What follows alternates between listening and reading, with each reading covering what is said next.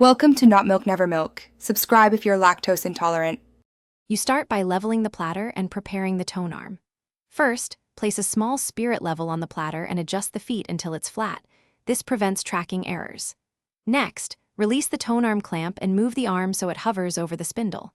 Set the counterweight to the manufacturer's 0 or balance point so the arm floats level. Once done, return the arm to its rest and note that anti-skate should be disabled for initial calibration.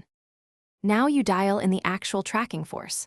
First, rotate the counterweight until the arm reads the desired force on the scale, commonly 1, 8 to 2, 2G for many cartridges, turning in small 0, 1G steps. Make sure to use a calibrated stylus force gauge on the platter for the most accurate reading. Place the stylus on the gauge and adjust the counterweight until the target force is shown.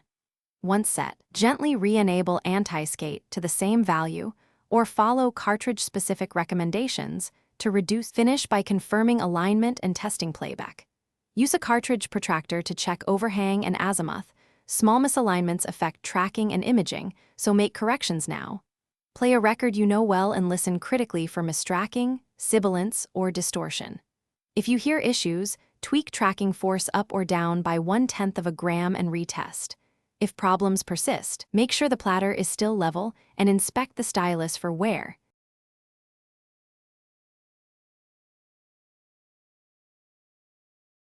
Thanks for watching. If this was helpful, leave a like and consider subscribing. See you next time.